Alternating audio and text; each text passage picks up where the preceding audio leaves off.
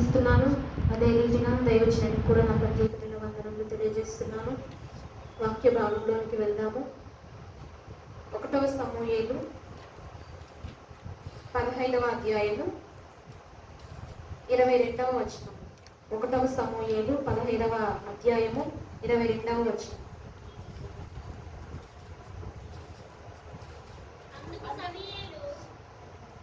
సమూయేలు తాను సెలవిచ్చిన ఆజ్ఞను ఒకడు గైకొనుట వలన యెహోవా సంతోషించినట్లు ఒకడు దహన బలులను అర్పించుట వలన ఆయన సంతోషించిన ఆలోచించు. బలులు అర్పించుట కంటే ఆజ్ఞను గైకొనుటయు రొట్టెల పోగును అర్పించుట కంటే మాట వినుటయు శ్రేష్టం. ప్రార్థన చేసుకుని ప్రారంభం చేస్తాం. పరిశుద్ధుడా, స్తోత్రం తండ్రి, స్తోత్రము నాయన. గొప్ప దేవ, మేలు చేయవాడా, నీకు స్తోత్రములు తండ్రి. అయ్యా, ఈ సాయంకాల సమయంలో ప్రభా నీకు రీతిగా నాయన మీ మందిరంలో నివసించే భాగ్యము నాయన మాకు అనుగ్రహించిన విధాన్ని బట్టి నీకు స్తోత్రములు చెల్లిస్తున్నామయ్యా. ఇంతవరకు పాటల్లో, ఆరాధనలో ప్రభా పరిశుద్ధాత్మ దేవుడుగా మీరే మా మధ్య ఉంది ప్రభా. నడిపించిన ప్రతి కార్యక్రమాన్ని బట్టి ప్రభా నీకు కృతజ్ఞతాస్తు వందనములు చెల్లిస్తున్నాము తండ్రి నాయన. అయ్యా తండ్రి, వాక్య భాగంలోనికి మేము వెళ్ళించినగా తండ్రి పరిశుద్ధాత్మ దేవుడుగా మీరే ఉండి నాయన, ఉపదేశకుడుగా బోధకుడుగా ఉండి నాయన మా అందరితో మాట్లాడమని ప్రభా ప్రార్థిస్తున్నాము తండ్రి నాయన. నీ మాటల్లో ప్రభా జీవము కల తండ్రి నాయన, నీ మాటలు పవిత్రమైనవి తండ్రి నాయన. అయ్యా తండ్రి, మా హృదయంలో కదిలించబడి నాయన ఏ రీతిగా నాయన నీవు కోరుకుంటున్న మార్పులు ప్రభా నీ మాటల ద్వారా మేము సరి చేసుకోవాలి తండ్రి. మీరే మాతో మాట్లాడండి ప్రభా. మీరు మమ్మల్ని దర్శించండి తండ్రి. మీ వైపు నాకు ఆకర్షించుకొని ప్రభా తండ్రి నీ మాటల మీద మా జీవితాలను కట్టుకుంటాం నాయన. సహాయం చేయమని తండ్రి. అయ్యా తండ్రి ప్రభా నీవే దర్శించి సహాయం చేసి నీ కృపలో జ్ఞాపకం చేసుకోమని యేసయ్య నామమున పేరిట అడిగి వేడుకలు పొంది ఉన్నాం పరమ తండ్రి, ఆమేన్. ఇక్కడ ఉంది కదా, ఆజ్ఞను గైకొనటం అంటే యెహోవా సంతోషించినట్లు. ఇప్పుడు యేసయ్య కూడా శిలువ మార్గమునకు వెళుతూ ఆయన కంటే ముందు ఒకరు చెప్పబట్టి శిలువ కార్యం చేయడానికి యేసయ్య ఇష్టపడ్డారు. యేసయ్య శిలువ కార్యం చేయడానికి, శిలువలో 7 మాటలు పలకడానికి ఏ వ్యక్తి ప్రోత్సాహపరిచారు? ఏ వ్యక్తి ఇలా చేయని చెప్పారు? తండ్రి ఆ విధంగా చెప్పారు కాబట్టి యేసయ్య ఆ రీతిగా చెప్పారు. మనం పాత నిబంధనలో కూడా చూస్తే తండ్రి ఆజ్ఞ ప్రకారముగా, తండ్రి చిత్తానుసారముగా అని మాటలు ఎన్నో మనకు కనపడుతూ ఉంటాయి. యోహాను సువార్తలో కూడా ఎక్కువగా మనము తండ్రి యొక్క చిత్తాన్ని నెరవేర్చడానికి నేను వచ్చాను, తండ్రి యొక్క మాటలు మీకు వినిపించడానికి వచ్చాను, నేనేమీ చేయట్లేదు, నా ద్వారా జీవమార్గం లేదు కానీ తండ్రి సెలవిచ్చిన ప్రకారమే అని ప్రతిసారి యేసయ్య తండ్రిని హైలైట్ చేయడం మనము చూస్తూ ఉన్నాము. అదే రీతిగా ఇక్కడ ఒక మాట ఉంది కదా, అందుకు సమూయేలు తాను సెలవిచ్చిన ఆజ్ఞను ఒకడు గైకొనుట వలన యెహోవా సంతోషించునట్లు. అంటే ఇక్కడ ఒక ఆజ్ఞ వలన యెహోవా సంతోషిస్తాను అని వాక్య గ్రంథంలో చాలా క్లుప్తంగా వ్రాయబడి ఉంది. కింద కూడా కొన్ని ఉన్నాయి, దహన బలులు అర్పించట కంటే గొర్రెలను ఇవన్నీ కాదు, కానీ నా ఆజ్ఞను గైకొనట వలన నేను సంతోషిస్తాను అని దేవుడు కళాఖండిగా చెప్పి ఉన్నాడు. మన యొక్క జీవిత రంగంలో మనం ఎన్నోసార్లు ఇతరులతో మాట్లాడుతూ ఉంటాం, మనం ఇతరులకు సలహాలు ఇస్తూ ఉంటాం, ఇతరులు మనకు సలహాలు ఇస్తూ ఉంటారు. మనమున్న పరిస్థితులలో మనుషులతో మాట్లాడుకుంటూ కొన్ని సలహాలు తీసుకుంటూ ఉంటాం.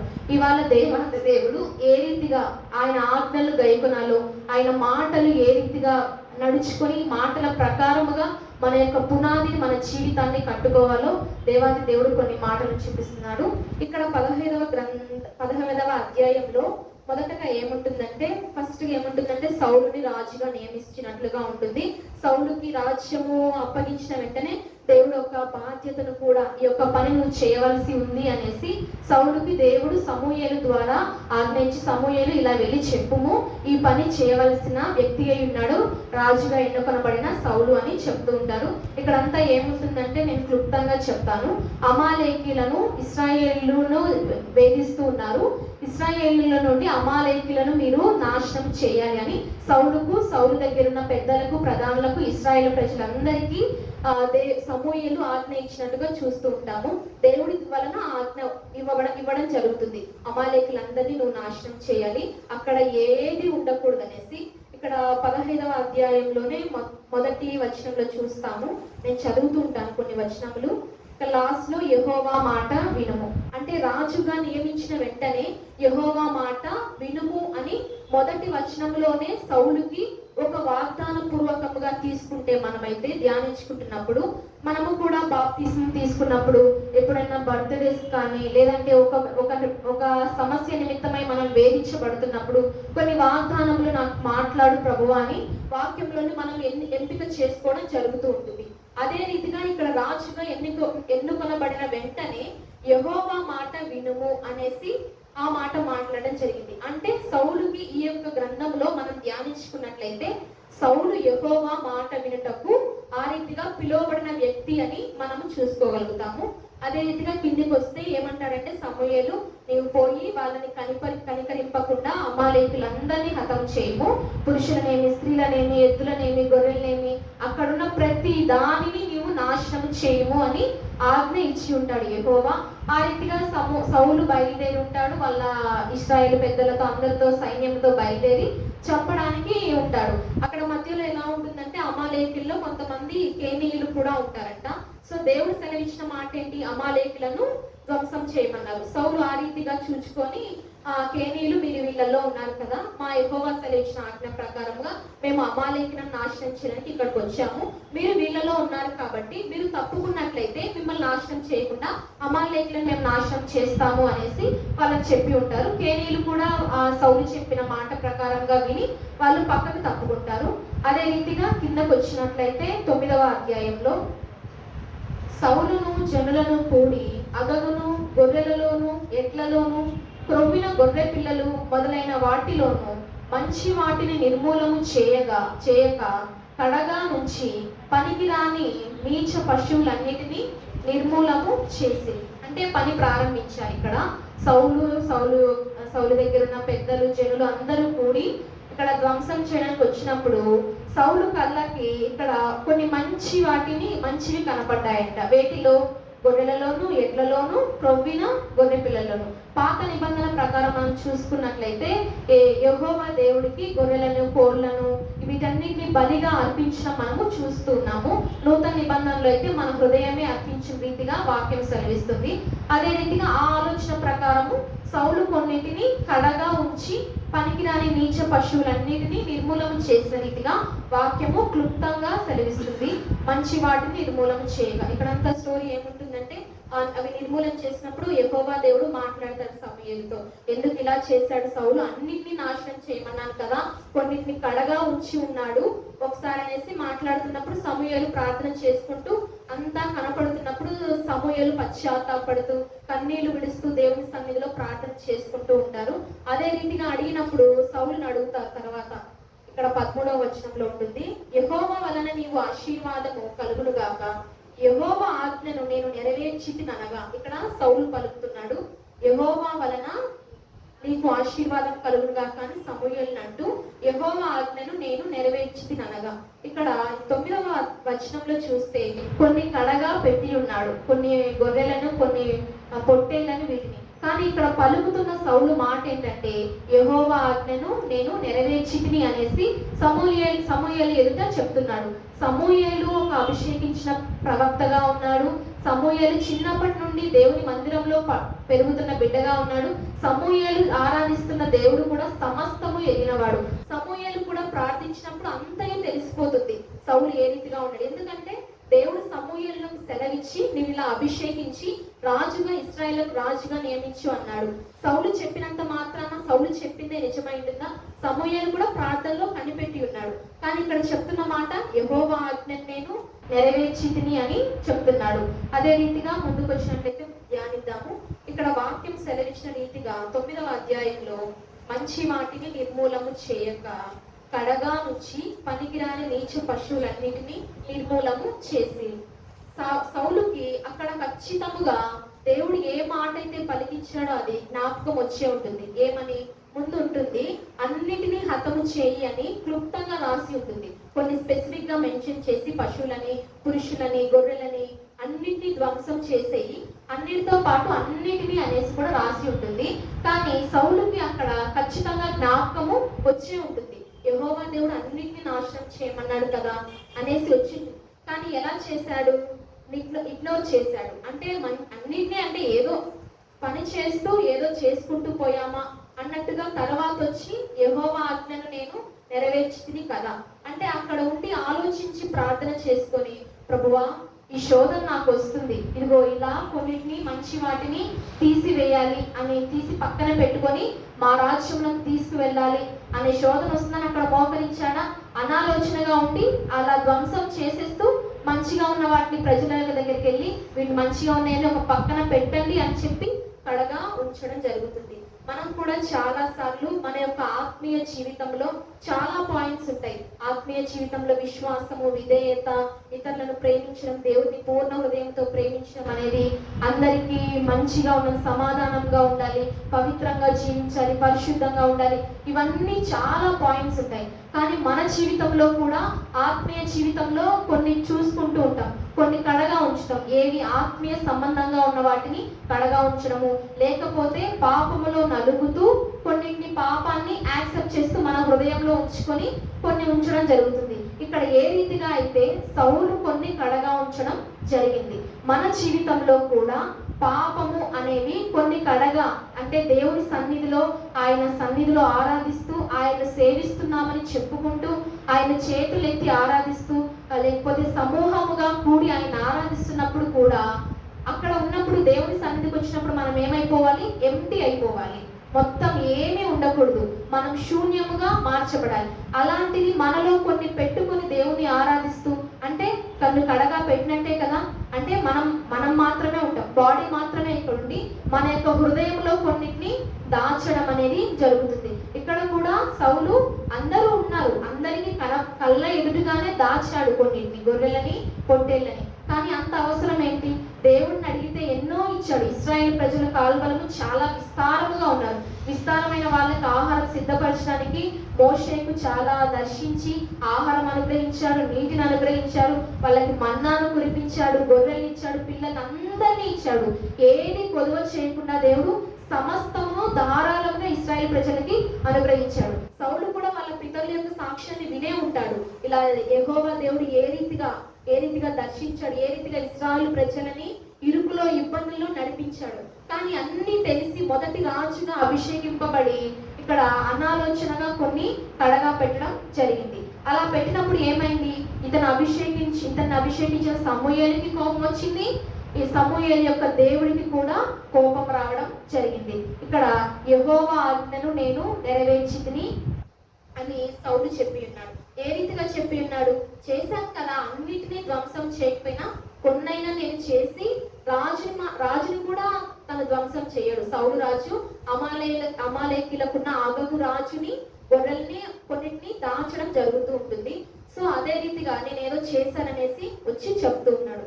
మనం కూడా చాలా సార్లు దేవుని సన్నిధికి ప్రతిరోజు వచ్చామా, ఆరాధనలు ఆదివారం 2 అటెండ్ అయ్యామా, బుధవారం కూడిక విన్నామా, శుక్రవారం విన్నామా, శనివారం విన్నామా, ఇవన్నీ మనం కౌంట్ చేసుకోకూడదు. అవే చూసుకొని ఇవన్నీ నేను చేస్తున్నాను కదా అని అనుకుంటే, ఇక్కడ సౌలు ఏ రీతిగా దేవుడి పని ఉంటే చేతిలో దేవుడి పని ఇస్తే నేను చేశాను కదా అనేసి అనే మాట అన్నాడు. ఇక్కడ కూడా అన్నప్పుడు సంపూర్ణంగా చేశాడా దేవుడు ఇచ్చిన మాటని? ఎక్కడ చేయలేదు, అక్కడ సగంని వదిలిపెట్టేశాడు. దేవుడు చూస్తున్నవాడు. ఆయన సగం ఉంచాడు అంటే సగము ధ్వంసం చేయకుండా ఉంచాడని దేవుడి దగ్గర వెళ్ళి చెప్పుకోలేదు. ఆయన మొత్తం ధ్వంసం చేయి అన్నప్పుడు ఆయన ప్రణాళిక వెనుక, ఆయన ఉద్దేశము వెనుక ఏదో ఉంటుంది. యేసయ్య అలా చెప్పారు అంటే మొత్తాన్ని చేయండి, సంపూర్ణంగా చేయండి అంటే ఆయన సంపూర్ణంగా చేశారు. ఈ లోకంలో మన కోసం సంపూర్ణంగా అన్ని అనుగ్రహించాడు. తండ్రితో మనల్ని సమాధానపరిచారు. ఈ లోకంలో యేసయ్య మనతో శారీరకంగా లేకపోయినా ఆదరణకర్తను మనకు ఉంచి మనల్ని ఆదరిస్తూ పరిశుద్ధాత్మ వల్ల అన్ని రీతులుగా మనకి సమకూర్చినప్పుడు మనం మాత్రం సగం భక్తి చేస్తూ కొన్నిసార్లు దేవుని మాటను ధిక్కరించిన వారంగా చాలా సార్లు మనము ఉండి ఉన్నాము.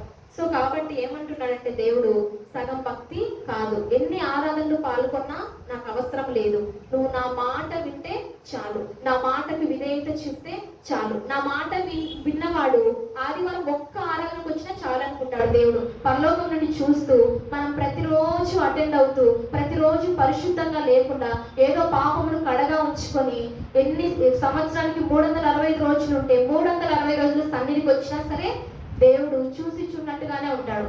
ఇక్కడ మా వాక్యాలు కూడా మనం చదువుకున్నాం కదా, ఆజ్ఞను ఒకడు గైకొనట వలన యెహోవా సంతోషించును. అదే రీతిగా మనం ప్రతిరోజు వస్తున్నామని దేవాది దేవుడు ఇక్కడ ఆత్మదేవుడుగా ఉండి సంతోషిస్తున్నాడు అని అనుకుంటే మన యొక్క పొరపాటుగానే జరుగుతుంది.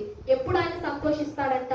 ఆయన ఆజ్ఞను గైకొన్నప్పుడు, ఆయన ఆజ్ఞను ఎవరైతే స్వీకరించుకొని తీసుకున్నప్పుడు ఆయన హృదయంలో సంతోషిస్తాడు. అదే సంతోషించిన దేవుడు మన హృదయంలో కూడా సంతోషాన్ని ఉంచుతాడు, ఎందుకంటే ఆయన మాట మనలో ఉంది కాబట్టి. యేసయ్య మాటల గురించి కొన్ని ధ్యానించుకుందాము. అదే రీతిగా యోహాను సువార్త 5:24.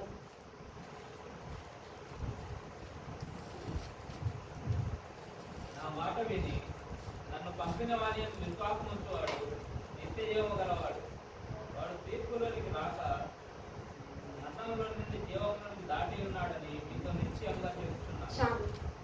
సో ఇక్కడ దేవుడు ఏం మాట్లాడుతున్నాడు? నా మాటలు విని ఆ ప్రకారముగా, నా మాట విని నన్ను పంపిన వారి యందు విశ్వాసం ఉంచేవాడు నిత్య జీవము గలవాడు. ఇక్కడ ఒక మనకి సీక్వెన్స్ కనబొస్తుంది. ఫస్ట్ ఆయన మాట వినాలంట. ఆయన మాట విన్న తర్వాత ఎవరినైతే తండ్రి అయిన దేవుడు పంపారో ఆయన యందు మనం విశ్వాసం ఉంచాలంట. విశ్వాసం ఉంచడం ద్వారా మరణంలోనికి మనం వెళ్ళకుండా నిత్య జీవములోనికి వెళ్తాము అనేసి దేవుడి మాట సెలవిస్తుంది. ఇక్కడ ఇవన్నీ స్టెప్ బై స్టెప్ మనం పాటించాలంటే మొదటగా ఆయన సెలవిస్తున్నది, నా మాట విని నన్ను పంపిన వాని యందు విశ్వాసం ఉంచాలి. ఫస్ట్ మాట వింటేనే కదా. ఇప్పుడు ఎవరినన్నా మనం కలుసుకుంటున్నాము అంటే ఫస్ట్ ఫోన్ కాల్లో వాళ్ళతో మాట్లాడితేనే వాళ్ళతో ఎదురుగా అయితే కనబడగలుగుతాం. ఎదురుగా ముందే వెళ్ళి కనబడగలుగుతామా? వెళ్ళలేం కదా. అదే రీతిగా ఫస్ట్ మాట వింటే విశ్వాసం వస్తుంది. ఎందుకంటే వాక్యం కూడా సెలవిస్తుంది, వినుట వలన విశ్వాసము కలుగును. సో ఇప్పుడు మనం ఎవరి గురించి, మనుషుల గురించి మాట్లాడినప్పుడు కొద్ది నిమిషాలు మాత్రమే మనలో జ్ఞాపకం ఉంటాయి, కానీ యేసయ్య మాటలు విన్నప్పుడు మనల్ని నెమరు వేస్తూ ఉంటాము, మనం ధ్యానించుకుంటూ ఉంటాం. ఎందుకంటే ఆయన మాటల్లో నిత్య జీవం ఉంది. ఆయన మాటలతో మనకు విశ్వాసం వస్తుంది. చూడండి, కొంతమంది మనుషులు చెప్పినా సరే ఏం కాదు ఈ సమస్య నుండి అన్న వాళ్ళ మాట ఎప్పటికీ మనకు జ్ఞాపకం రాదు. ఒకవేళ వచ్చినా ఒక్క రోజుకే పరిమితమై ఉంటుంది. యేసయ్య దగ్గర నువ్వు మోకరించి ప్రార్థించి ఆయన మాట నువ్వు మాట్లాడితే కానీ నేను ఇక్కడ నుండి వెళ్ళను అని అట్టి రీతిగా ప్రార్థించి పట్టుదలతో ఉన్నాము అంటే ఖచ్చితంగా ఆ విశ్వాసము మన యొక్క భక్తి జీవితంలో ఎన్నో ఎదురవుతున్నప్పుడు అది అంతమయ్యే వరకు ఆ విశ్వాసము ఖచ్చితంగా నిలబడుతుంది. అదే రీతిగా యోహాను సువార్త 15:7.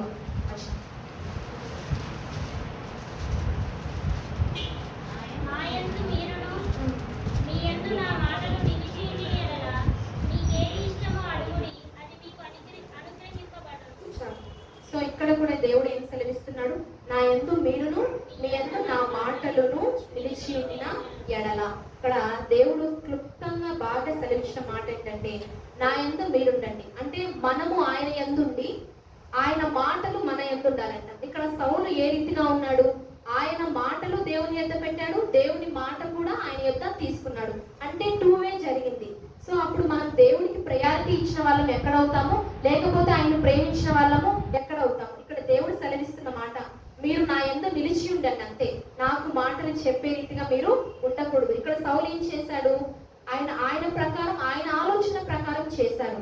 మనము కేవలం ఆయన యొద్ద ఉండాలి, ఆయన మాటలు మన హృదయంలో మాత్రమే ఉండాలని వాక్యము సెలవిస్తుంది. మనల్ని మనం సరిచూసుకోవాలి.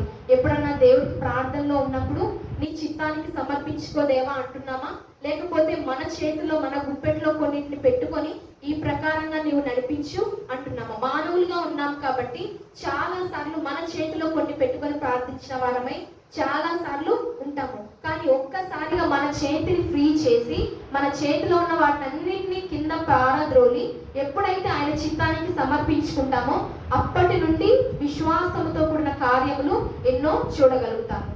అదే రీతిగా చదువుకున్నాం యోహాను సువార్త 14:24. నన్ను ప్రేమింపని వాడు నా మాటను గైకొనడు. మీరు వినుచున్న మాట నా మాట కాదు, నన్ను పంపిన తండ్రిదే. చాలు. నన్ను ప్రేమింపని వాడు నా మాటలు గైకొనడు. మీరు వినుచున్న మాట నా మాట కాదు. ముందుగానే మనం చెప్పుకున్నాం కదా, తండ్రి పంపబడితేనే యేసుక్రీస్తు ప్రభు ఈ లోకానికి అనుగ్రహించబడ్డారు. తండ్రి చిత్తం అయితేనే యేసుక్రీస్తు ప్రభు శిలువ మరణానికి ఒప్పుకున్నారు. నీ చిత్తమైతే తొలగించుము ప్రభువా అని, మళ్ళీ నీ చిత్తమే సిద్ధించునుగా. కానీ యేసయ్య చాలా ప్రాముఖ్యమైన ప్రార్థన చేసి ఉన్నట్లుగా మనం చూస్తున్నాము. అదే రీతిగా తండ్రి పంపారని చెప్తున్నారు. మీరు వినుచున్న మాట నా మాట కాదు అంటే తండ్రి అయిన దేవుడు సెలవిస్తున్న మాట. యేసుక్రీస్తు ప్రభు మన పాపముల నిమిత్తమై రాయబారిగా ఈ లోకానికి వచ్చి శిలువ మరణం పొందడానికి ఉన్నాడు. సో తండ్రి మాట ఉంది. తండ్రి మాట ఏ రీతిగా యేసయ్య నెరవేర్చాడో, యేసయ్య ఈ లోకములో శరీరానుసారంగా మనతో ఎందుకు జీవించారు అంటే ఆయన చూసి ఫాలో అవుతామని తండ్రి పంపించారు. చెప్తే మనము ఎన్నోసార్లు చెప్పినా వినము, కానీ మాదిరికరంగా ఉండడానికి యేసయ్యను పంపించి, ఇదిగో ఈ మార్గంలో ఈ రీతిగా యేసయ్య నడిచారు, ఈ రీతిగా ప్రేమించారు, పాపులను సహితం ప్రేమించారు, పాపులని సహితం స్వస్థపరిచారు అని ఒక మాదిరి చూపించడానికి తండ్రి ఈ లోకానికి పంపించారు. అంటే తండ్రి మాట యేసయ్య హృదయంలో నాటుకుపోయి ఉంది. సో మన జీవితాల్లో కూడా మనకు తండ్రిగా ఉన్న దేవుణ్ణి, మన కొరకు యాగమైన యేసయ్య మాటను రెండూ మనం జ్ఞాపకం చేసుకుంటూ ముందుకు వెళ్ళినప్పుడే యేసయ్య ఏ రీతిగా మాదిరికరంగా నడిచి అనేకులను స్వస్థపరిచి ఆయన మహిమను పొందుకున్నారో ఆ రీతిగా మనం కూడా నిత్య రాజ్యమునకు మాటను విన్నప్పుడే వెళ్ళడం జరుగుతుంది. అదే రీతిగా మనం పాత నిబంధనలో చూసుకున్నట్టయితే అబ్రహాము ఏం చేశాడు? దేవుని మాట విన్నారు. అబ్రహాము ఆదికాండంలో 1వ అధ్యాయంలోనే చూస్తూ ఉంటాము. సో ఇవన్నీ దేవుని మాటలే. ఫస్ట్ రావడమే అబ్రహాము దేవుని మాటను విని ఆ రీతిగా మనకు మాదిరి చూపించినట్లుగా చూస్తూ ఉంటాం. ఇస్సాకును బలి ఇవ్వమన్నప్పుడు దేవుడి దగ్గర సందేహింపకుండా బలిచ్చాడు. లోపల గుచ్చుకుంటుంది, తండ్రి కుమారుని ఏ రీతిగా అనుగ్రహించాలని చాలా బాధ ఉంది. నడుచుకుంటూ పోతూ కూడా అనుకోవచ్చు, దేవుడు ఇక్కడ ఆపేస్తే బాగుండు, వెనక్కి వెళ్ళామంటే బాగుండు అనేసి అబ్రహాము ఖచ్చితంగా అనుకొని ఉంటాడు. అక్కడికి వెళ్ళి అవి పేర్చి ఆ అగ్నిని మండించి అంతవరకు కూడా అనుకొని ఉంటాడు. యేసయ్య ఈ యొక్క కార్యాన్ని వద్దు అని చెప్పేస్తే బాగుండు అని అనుకుంటూ ఉంటాడు. కానీ మాట విన్నాడా లేదా? అక్కడ యేసయ్య కూడా ప్రయాణంలో మాట విన్నారా లేదా అనే చూస్తున్నాడు తప్ప ఇస్సాకు ఉన్నాడా, లేకపోతే కట్టెలు ఉన్నాయా, మంచిగా ప్రయాణం చేస్తున్నారా, ఇవేమి చూడలేదు. యేసయ్య పైనుంచి చూస్తూ నా మాట విన్నాడా లేదా? చదువుకుందాం. ఆదికాండము 26:5.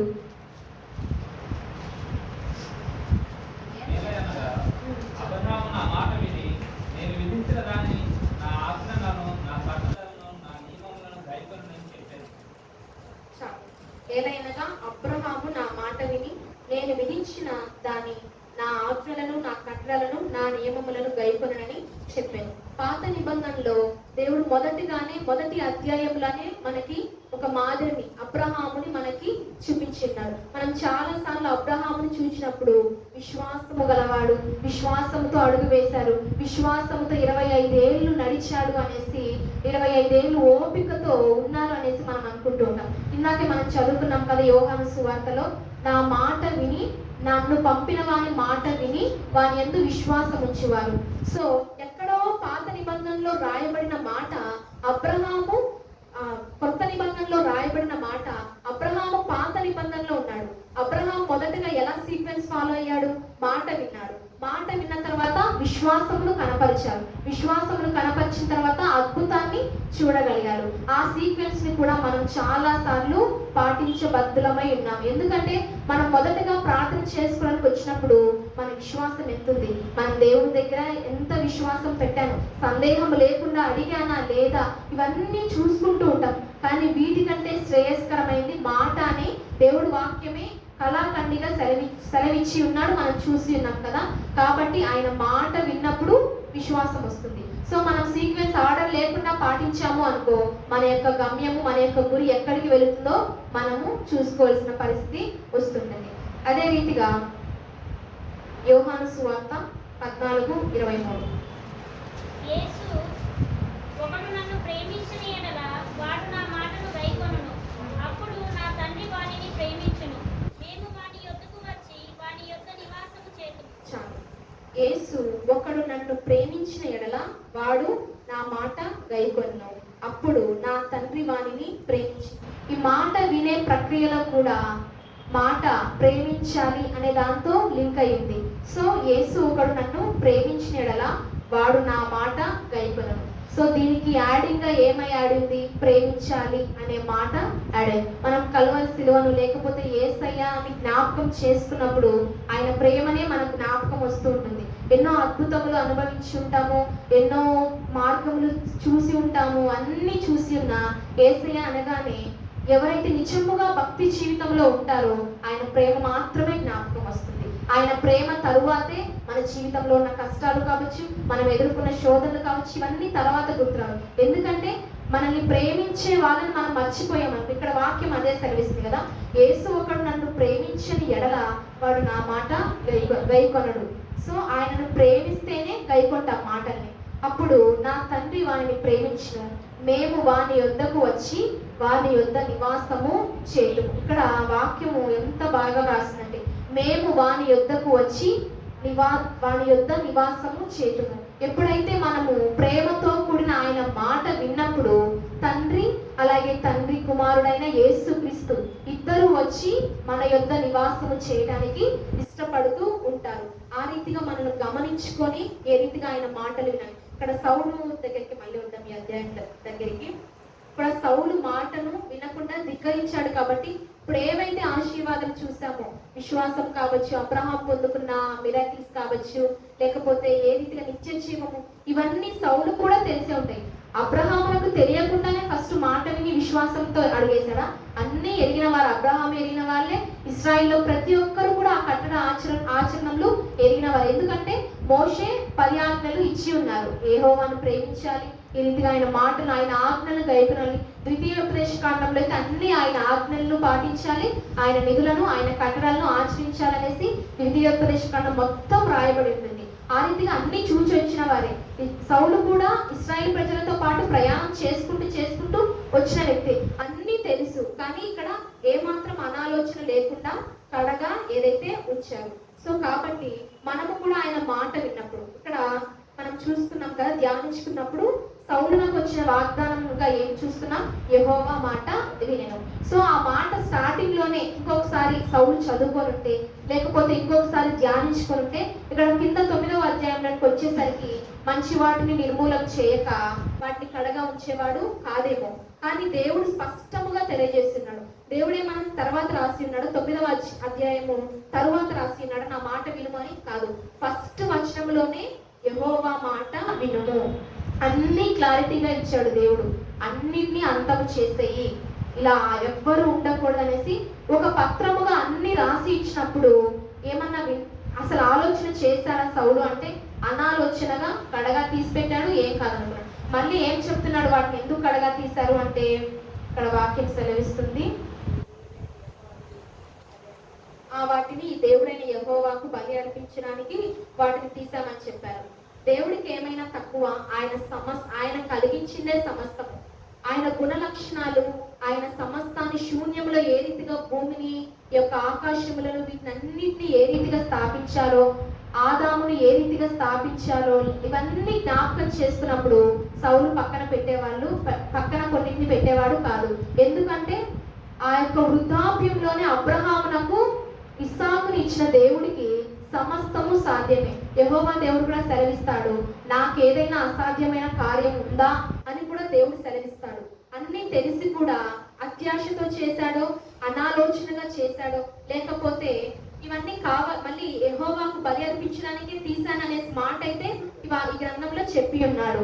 కానీ దేవుడి మాట మాత్రం వినలేదు.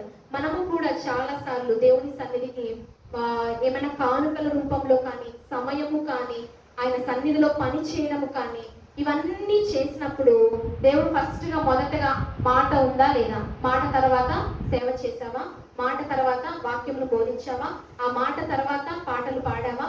ఆ మాట తర్వాత ఆరాధన చేసావా? ఆ మాట తర్వాత సన్నిధికి వచ్చావా? ఆ మాట తర్వాత వారం రోజులు లెంట్ ప్రేయర్స్ లో కానీ ఆదివారం 2 ఆరాధనలు జరిపావా? ఫస్ట్ మాటని చెక్ చేసుకుంటారు. మనం కూడా ఏదైనా ఫర్ ఎగ్జాంపుల్ ల్యాప్టాప్ లాగిన్ అవ్వడానికి పాస్వర్డ్ ఇస్తేనే లోపలికి వెళ్ళగలుగుతాం. అదే రీతిగా దేవుడు చెక్ చేసుకుంటాడ మన హృదయాన్ని.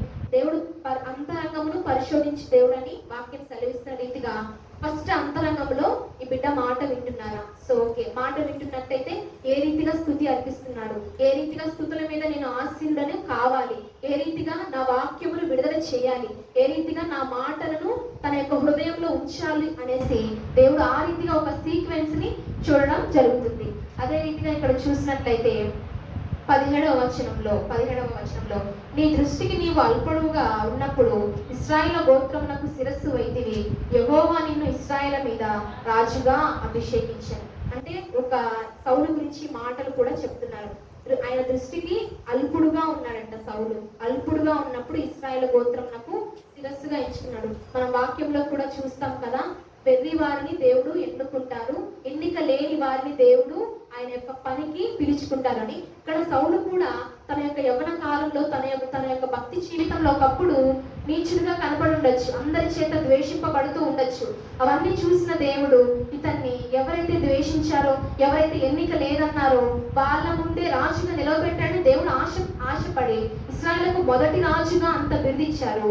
అది జ్ఞాపకం చేసుకోలేదు. ఇక్కడ ఎవరి జ్ఞాపకం చేస్తున్నారు? అందుకు సమూయేలు, అంటే సమూయేలుకు ఆజ్ఞ ఇచ్చింది ఎవరు? దేవుడే. నీ దృష్టికి నీవు అల్పుడుగా ఉన్నప్పుడు ఇశ్రాయేలుకు రాజుగా అనుగ్రహించారు కదా, నువ్వు ఎలా మర్చిపోయావు ఈ మాటలు అనేసి దేవుడు సెలవిస్తున్నప్పుడు మన స్థితి ఫస్ట్ మనకు తెలియాలి. దేవుడికి మన స్థితి తెలుసు. మన యొక్క పుట్టుక నుండి మన యొక్క మరణాంతం వరకు మన యొక్క స్థితి, మన యొక్క పరిస్థితి, మన యొక్క మాటలు, మన యొక్క ప్రవర్తన అంతా తెలుసు. కానీ దేవుని సన్నిధిలో యథార్థంగా ఒప్పుకోవాలి కదా, నా స్థితి ఇదయ్యా, నేను ఈ స్థితిలో ఉన్నప్పుడు నన్ను పైకి లేవనెత్తావు, ఇలా పాపములో కూపములో పడి ఉన్న నన్ను పైకి లేవనెత్తగలిగావు కదా, ఇంతగా చేసినవని సౌలు జ్ఞాపకం చేయాలా, సమూయేలు జ్ఞాపకం చేయాలా? సమూయేలు జ్ఞాపకం చేస్తే దేవుడు వింటాడు, బాగానే ఉంటుంది. కానీ సౌలే జ్ఞాపకం చేసినప్పుడు ఏ రీతిగా ఉంటుంది? అయ్యా, ఇలా నీ దృష్టికి నేను చాలా అల్పుడుగా ఉన్నప్పుడు నువ్వు నన్ను ఎన్నుకున్నావు అనే మాట సౌలు నోటి నుండి వచ్చినప్పుడు దేవుడు ఏ రీతిగా సంతోషిస్తాడు? ఇంతగా తగ్గింపు ఉంది, ఇంతగా తన యొక్క స్థితిని గుర్తించగలిగాడు అనేసి క్షమించేవాడేమో. అక్కడ ఏది కనపడలేదు. ఎక్కడ చూసినా సమూయేలు కోపపడడము, లేకపోతే ఆ మాటను బట్టి ఇక్కడ పైన కూడా అవిధేయతగా యెహోవా ఆజ్ఞ నేను నెరవేర్చింది కదా అన్నాడు. ఇక్కడ మళ్ళీ జ్ఞాపకం చేసుకోలేదు. తను ఏ స్థితిలో నుండి లేపబడ్డాడో జ్ఞాపకం చేసుకోలేదు. మనం కూడా పాపం అనే కోపంలో ఉన్నప్పుడు మన స్థితి ఎలా ఉందంటే అంటుకి నేల మట్టుకి ఉన్న మన జీవితాలను పైకి లేవనెత్తి ఆయన సన్నిధిలో ఆయనను ఆరాధించుకునే భాగ్యం మనకి అనుగ్రహించారు. మొదటగా మనం అది జ్ఞాపకం చేసుకోవాలి. ఈ లోకంలో ఎందరో ఉన్నారు దేవుని తెలియని వాళ్ళు, దేవుని తెలిసి ఉండి కూడా ఆయన ఆరాధించిన వారు, దేవుని తెలిసి సగంగా భక్తి చేసే వాళ్ళు చాలా మంది ఉన్నారు. మనం ప్రయాస పడుతున్నాం, పరిశుద్ధంగా ఎవ్వరము లేము, ఏ భేదములు లేదు, అందరూ పాపము చేసి దేవుడు అనుగ్రహించి మహిమను పొందలేకపోతున్నాను వాక్యం స్పష్టంగా సెలవిస్తుంది. కానీ ఆయన సన్నిధికి వచ్చినప్పుడు ఏదో ఆశపడి, ప్రభువా ఇంకనైనా నా పాపములు ఒప్పుకొని ఇకనైనా నేను సరి చేసుకుంటాను, వాక్యమును బట్టి ఈ యొక్క ప్రార్థనలు బట్టి ఎట్లయినా నేను అలా ఆశతో వచ్చినప్పుడు కూడా ఆ దీనత్వం ఉండాలి. ఏంటి ఆ దీనత్వము? నేను ఏ స్థితిలో ఉన్నాను?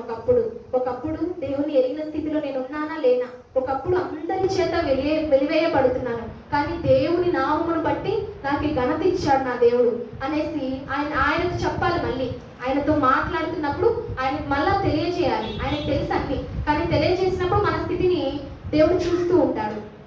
అదే రీతిగా మనం చూసుకున్నట్లయితే యేసయ్య ఈ యొక్క గ్రంథంలో ఉన్న మాటలన్నీ ఇవ్వడానికి మనకి బైబిల్ గ్రంథంలో కొత్త నిబంధనలో పాత నిబంధనలు ఎన్నో వాగ్దానములు ఉంటాయి, ఎన్నో ఓదార్చే మాటలు, ఇవన్నీ ఇవ్వడానికి యేసయ్య ఎన్నో మాటలు పడి ఉన్నారు. శిలువ మీద అన్ని మాటలు, ఎన్ని దూషించే మాటలు, అపహాస్యం చేసే మాటలు, అవమానించే మాటలు, మొహం మీద ఉమ్మి వేసే మాటలు, ఉమ్మి కూడా వేసిన పర్యంతములు మనము చూస్తూ ఉన్నాము. శిలువలో మనం నార్మల్గా బైబిల్ గ్రంథంలోనే కాదు, లోకంలో కూడా చూస్తూ ఉంటాము. 3 మేకులను పీక్కోలేరా అనేసి ఎన్నో మాటలు దేవుడు అనుభవించి ఆ మాటలను ఆయన అన్ని స్వీకరించాడు. అన్ని మాటలను అనుభవించి కూడా మనకు బైబిల్ గ్రంథంలో ఏదైనా మనల్ని గాయపరిచే మాట ఏదైనా ఇచ్చాడా? దేవుడు ఇవ్వలేదు. అన్ని మనకి ప్రేమతో కూడిన మాటనే. మనమున్న స్థితిని జ్ఞాపకం చేసుకున్నప్పుడు ఓదార్చే మాటనే ఆయన ఇచ్చాడు. కాబట్టి ఆయన ఎన్నో మాటలు పడి మనకి ఇంత మంచి గ్రంథాన్ని అనుగ్రహించి ఆయన మాటను అనుగ్రహించినప్పుడు మనం ఎంత విధేయత చూపేవారంగా మనం ఉండాలో మనల్ని మనము ఆలోచించుకోవాలి. ఆయన ఈ లోకంలో మంచి మాటలు ఏమీ పడలేదు ఆయన మీదకి, అన్ని చెడ్డ మాటలు అన్ని ఈ రీతిగానే పడి ఉన్నాడు ఆయన. కానీ మనల్ని మాత్రం ఇగో మంచి మాటల ప్రకారము నీ జీవితాన్ని కట్టుకొను, మంచి మాటలు నీకు ఇచ్చి ఉన్నాను, ఆ ప్రకారం జీవించుము అన్నారు. ఆ మంచి మాటల ప్రకారము, యేసయ్య మాటల ప్రకారం మనం జీవితాన్ని కట్టుకున్నట్లయితే మన జీవితం ఏ రీతిగా ఉంటుందో మనం చూసి ఉన్నాము. ఎంతో మంది భక్తులని చూసి ఉన్నప్పుడు వాళ్ళు ఏ రీతిగా జీవించారో, వాళ్ళకున్న సాక్ష్య జీవితం ఏ రీతిగా ఉందో మనం ఎరిగినట్లయితే ఖచ్చితంగా మనము కూడా ఆ యొక్క యేసయ్య మాటల ప్రకారము జీవించగలుగుతాము. అదే రీతిగా మనం చూస్తూ ఉంటాము, సంఘంలో కానీ మన యొక్క తోటి వారి మధ్య కానీ ఉన్నప్పుడు యేసయ్య ఏ రీతిగా తండ్రి మాట విన్నాడో మనం కూడా సేవకుల మాట వినబద్దులమై ఉన్నాము. ఎందుకంటే మనకి వాక్యం బోధించడానికి సేవకులని పెద్దల్ని దేవుడు ఎన్నుకొని ఉన్నారు. ఎందుకంటే దేవుడు వాళ్ళని దర్శించి ఎన్నో మాటలు మనతో మాట్లాడుతూ ఉంటారు. ఈ మాట చెప్పు అని వాళ్ళని దర్శిస్తూ ఉంటాడు, వాళ్ళని ఆకర్షిస్తూ ఉన్నప్పుడు ఆ మాటల్ని కూడా మనము ప్రేమతో తీసుకోగలగాలి. ఆ మాటలు దేవుని యొద్ద నుండి వచ్చాయి అని. ఇప్పుడు సమూయేలు చూస్తున్నాము. సమూయేలు సౌలుకి దేవునికి రాయబారిగా ఉన్నారు. ఏ రీతిగా ఉన్నాడు? ఇగో ఈ మాట మోసుకొస్తూ సౌలు దగ్గరికి తీసుకొస్తున్నాడు. మనము కూడా సేవకులకి పెద్దలకి పరిచారకులకి ఒక విధేయత చూపిస్తూ ఒక రెస్పెక్ట్ తో మాట వినగలరు. మన తోటి సహోదరులకు కూడా ఏదైనా దేవుని ప్రేమను బట్టి మాటను చెప్పినప్పుడు స్వీకరించే స్థితిలో మనం ఉండాలి. ఎందుకంటే మన బాగు కోరే చెప్పగలుగుతారు దేవుని బిడ్డలైతేనే. లోకంలో ఉన్న వారనుకో అసూయతో, స్వార్థముతో, ద్వేషంతో వీళ్ళు ఎదుగుతే చూసుకోలేమనేసి చెప్పరు. కానీ దేవుని బిడ్డలుగా మంచి మాటలు చెప్తారు. ఎందుకంటే దేవుడు పరీక్షిస్తూ ఉంటాడు. ఎందుకంటే నువ్వు చెప్తున్నావా లేదా అని దేవుడు మనల్ని ఖచ్చితంగా దర్శిస్తాడు. ఆ మాట పరీక్షిస్తాడని మనం ఎదిగి మన తోటి వారికి మంచి మాటలే చెప్తూ ఉంటాం. ఆ రీతిగా మన కోసం మన పెద్దలు అనుభవపూర్వకంగా కొన్ని మాటలు చెప్పినప్పుడు కూడా మనము వినబద్దులమై ఉన్నాం. అదే రీతిగా ఈ లోకంలో ఎంతో మంది మనల్ని మాటల చేత పొడుస్తూ ఉంటారు. కాబట్టి యేసయ్య అన్ని మాటలు పొంది మనకి ఇంత మంచి మాటలు అనుగ్రహించారు కదా. సో యేసయ్య పడిన మాటల్లో మనకి 0.00 అనుకోవచ్చు. అన్ని మాటలే వస్తాయి ఈ లోకంలో మనం జీవించినంత కాలం. ఎవరికో రేరుగా చాలా వస్తాయి, కానీ అంతగా శ్రమ పడేంతగా మాటల చేత కానీ లేకపోతే యేసయ్యను సిలువ వేసినంతగా కొరడాలతో కూడా ఇవన్నీ మనం పడలేదు. ఆయన మాటలు మాత్రమే పడ్డారు. కాబట్టి ఈ లోకంలో మనల్ని కూడా అన్యజనులు కావచ్చు, దేవుని ఎరగని వారు కావచ్చు, దేవుని ఎరిగిన వారైనా కావచ్చు, ఇవన్నీ అంటున్నప్పుడు ఆయన మాటలు మనం జ్ఞాపకం చేసుకోవాలి.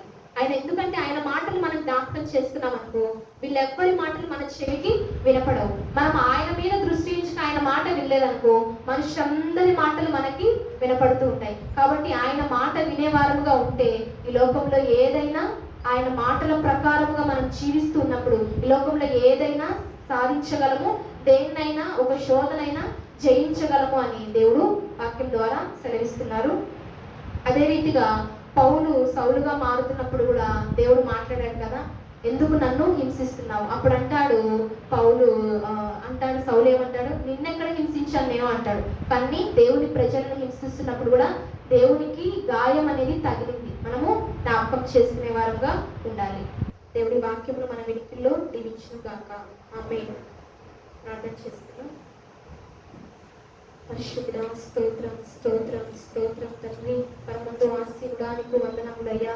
నీకే కృతజ్ఞతలు తండ్రి నాయన.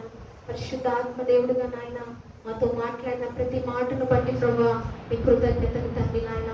అయ్యా నీ మాటలు మాకు అందించడానికి నాయన తండ్రి, ఈ లోకంలో నీవు నివాసము చేసినప్పుడు నాయన ఎన్నో మాటలు, ఎన్నో ఇబ్బందులు, ఎన్నో ఇరుకులలో ప్రభా నీవు నడిచిన్నావు తండ్రి నాయన. మా కొరకు అనుగ్రహించిన ప్రభా నీ గ్రంథాన్ని బట్టి ప్రభా నేను స్తుతిస్తున్నాము తండ్రి నాయన. ఏ బాధ వచ్చినను ప్రభా తండ్రి నాయన, అయ్యా ఏ అడ్డంకు వచ్చినను ప్రభా అయ్యా తండ్రి మోకరించి ప్రభా తండ్రి ఈ వాక్యము ద్వారా మాట్లాడమన్న ప్రతిసారి ప్రభా మమ్మల్ని దర్శించిన దేవానికి కృతజ్ఞతలు తండ్రి నాయన. ఏ రీతిగా నాయన సౌలు అవిధేయత చూపించిన ఆయన తండ్రి, కొన్నిటిని కడగా ఉంచిన ఆయన తండ్రి, నీ సన్నిధిలో పాపము చేసి ఉన్న రీతిగా నాయన అయ్యా మేము కూడా నీ వాగ్దానం జ్ఞాపకం చేసుకుంటూ నాయన నువ్వు మాట్లాడి ఉన్నావు తండ్రి నాయన. మొదటగా నీ మాట వినాలని ప్రభా, నీ మాట వినిన తరువాత ఏదైనా నువ్వు క్యాలిక్యులేట్ చేస్తానని ప్రభా నాయన. అయ్యా నువ్వు మాట్లాడిన ప్రతి మాటను బట్టి నీకు వందనములు తండ్రి నాయన. ఏ రీతిగా నీ మాటల్లో మా జీవితాలను కట్టుకోవాలో తండ్రి నాయన. ఈ లోకంలో ఉన్న ప్రభా తండ్రి మాటలు వినేవారుగా కాకుండా తండ్రి నిత్య జీవములకు నాయన మమ్మల్ని నడిపించే నాయన తండ్రి నాయన నీ మీద నాయన తల్లి మా దృష్టిని నిలబెట్టుకొని ప్రభా ఆ ప్రకారంగా జీవించడానికి సహాయం చేయదయా. వాక్యం యొక్క లోతునకు మమ్మల్ని నడిపించమని ప్రార్థిస్తున్నాము తండ్రి నాయన. ఇంకా నువ్వు ధ్యానిస్తుండగా తండ్రి నాయన ఏ రీతిగా నాయన తండ్రి ప్రభా ఈ లెంటన్ ప్రేయర్స్ లో ప్రభా ఏవైతే నాయన తండ్రి మాటలు నీవు పలికించబోతున్నావు తండ్రి ప్రతి మాట అయ్యా రాసుకుని మా హృదయంలో భద్రపరుచుకుని తండ్రి నాయన అయ్యా తండ్రి ప్రభా ఈ 40 దినములలో ప్రభా తండ్రి నీ మాటలు మా హృదయంలో ధ్యానించుకుని ప్రభా అయ్యా మా యొక్క జీవితాల్లో నాయన తండ్రి అయ్యా తండ్రి ప్రభా పాపకు కుప్పగా ఉన్నవి నాయన తండ్రి మేము బయట పడవేయడానికి ప్రభా తండ్రి సహాయం చేయమని అడుగుతున్నాం తండ్రి. ఈ వాక్యము ద్వారా దర్శించండి తండ్రి నాయన అయ్యా నీ మాట విడుదల అవుతున్న తోడనే ప్రభా తండ్రి మా జీవితాల్లో వెలుగు ప్రకాశించిన రీతిగా నాయన మాతో మాట్లాడి మమ్మల్ని బలపరచమని ప్రభా తండ్రి అయ్యా నీ మాటల ప్రకారం జీవించే కృపనివ్వండి తండ్రి నాయన అయ్యా నీ ఆజ్ఞలను నీ కట్టడలను ప్రభా నాయన నీ యొక్క బోధల ప్రకారముగా నాయన జీవించాలని ఆశపడుతున్నావు తండ్రి నాయన. ఇవి నా ఒక్క మాట వినడమే కదా నేను కోరుకునేదని ప్రభా ఈ వాక్యములు సెలవిస్తున్నావు తండ్రి నాయన. ఆ ప్రకారంగా మా జీవితాలను కట్టమని ప్రార్థిస్తున్నాము తండ్రి నాయన అయ్యా తండ్రి ప్రభా హృదయంలో భద్రపరచబడిన వాక్యము నాయన దుష్టి వెళ్ళిపోకుండా తండ్రి నాయన అయ్యా తండ్రి ప్రభా మేము దర్శించబడగలిగిన ఆయన తండ్రి ఆకర్షించబడగలిగిన ఆయన తండ్రి ప్రభా ధ్యానించుకుంటున్నప్పుడు ప్రభా మరలా నాయన నీ యొద్దకు వచ్చి ప్రభా ఏ రీతిగా నేను జీవించాలో నేర్పించండి ప్రభువా అని ప్రభా నీ సన్నిధిలో మోకరించి ప్రార్థించడానికి సహాయం చేయమని అడుగుతున్నాము తండ్రి. నీకే స్తుతులు స్తోత్రములు తండ్రి. విన్న వాక్యం ప్రకారం మా జీవితాలను కట్టి ప్రభా నీకు మరింత దగ్గరగా వచ్చిన ఆయన మా ఆత్మీయ జీవితంలో ప్రభా తండ్రి నాయన నీ ముఖ దర్శనం చేసుకునే జీవితాలను ప్రభా అయ్యా నీ ఆత్మను పొందుకొని ప్రభా పరిశుద్ధాత్మ శక్తితో నాయన మీరు అడుగులు వేయడానికి సహాయం చేయమని ప్రభా ప్రార్థిస్తూ సమస్త ఘనత మహిమ ప్రభావాలు మీకు మాత్రమే ఆరోపిస్తూ యేసుక్రీస్తు దివ్యమైన పరిశుద్ధమైన నామములో అడిగి వేడుకొని పొంది ఉన్నాం పరమ తండ్రి. ఆమేన్.